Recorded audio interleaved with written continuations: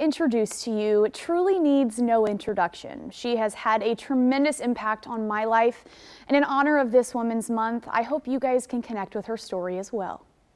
In honor of National Women's History Month, I thought there was no better person to have on the couch with me than Miss Kristin DiCenso. She is a former Springfield Alderwoman, former Chief of Staff for Illinois Department of Natural Resources, and current Chief of Staff for the Illinois Department of Financial and Professional Regulation. And she has truly dedicated her life to standing up for what she believes in and showing us that women can do anything they set their mind to. And she's a mother. So Chris, welcome. Oh, thank you. That was such a nice introduction. Thank you so much. So Chris, I want to start with, you have done lots in your life and you are very successful, especially for a woman. What has being a woman in the workplace taught you? It's taught me to be myself, because people are always telling you, do this or dress like that, or don't say this and don't say that. And from a very early starting point in my career, I said, I'm going to be who I am and I'm going to do what I want. And not in an insubordinate kind of way, but just I'm going to be myself. And people are either going to like that and embrace it, or they won't, and it won't work out. But I think people really appreciate authenticity, and I think they really just want people to be themselves. Yeah, and we kind of, in my intro, I kind of talked about all the different things that you've done, but tell us a little bit more about your journey and how you started versus where you're at now. Well, I always say I still don't know what I want to be when I grow up, because I don't. Today is actually my birthday. Yes, I know. It's your birthday? It's my birthday. And at age, I won't say what age, but I still don't know what I want to be when I grow up.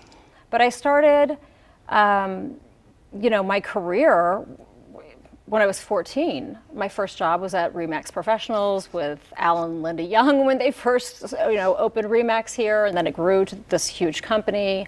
And I'm having a full circle moment right now at my current job, because I interned there when I was 17 years old. So as the Chief of Staff at the Illinois Department of Financial and Professional Regulation, I was a kid in high school interning there. But I was kind of recruited into the whole state government / political scene back in 2000 when I moved back here after spending about 8 years in California. Wow. Yeah. And so you've been in this community for a really long time. What made you want to run for office? That's what I'm curious about, because you started as, you ran for circuit clerk, and then you were alderwoman. Yes. So the opportunity presented itself, and I was asked. I was, again, recruited to run for circuit clerk in 2012. And I'd always been a behind the scenes person. I'd worked on several campaigns. So to me, it never occurred to me to even want to be a candidate. I mean, who's going to elect? I was newly divorced. Who's going to elect this, single mom who likes to wear really high heels and tight dresses? And I just went with it. And I remember meeting, with the county chairs and saying, they're like, hey, you might want to be more professional and get some suits and khaki shorts and a polo for the parades. I'm like, I'm not doing any of that. If I can't be who I am, and if people don't like me as me, then I'm not going to play a part to get elected. And I didn't. I stayed true to myself, and I did not win that election. But 5 years later, another opportunity presented itself when Corey Jobe decided to not run or he resigned actually early. So I had to run for special election in 2017. And I won that race with 68% of the vote. And 2 years later, I had to run again for my first full 4-year term. And I won that race in 2019 with 72% of the vote. And so before we go, along with your career success, you're also a mother.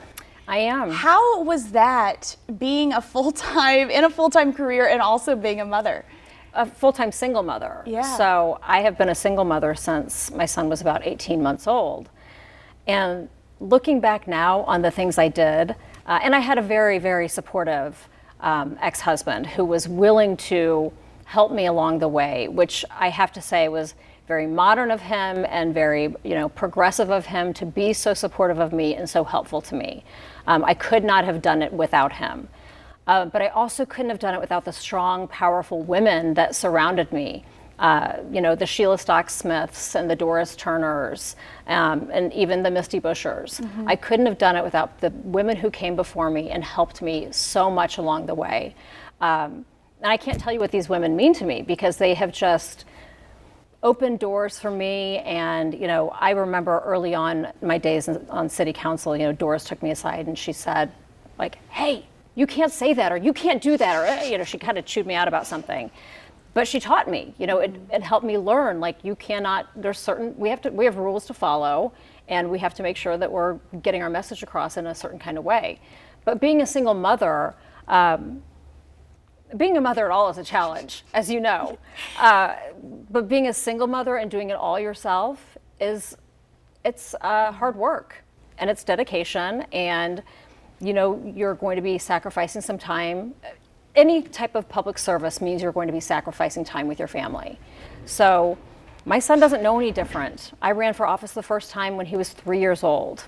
And I had a lot of help from a certain lady named Shana Harmony, who would come to every parade with me, would put up signs for me, would do all kinds of great things to help me along the way.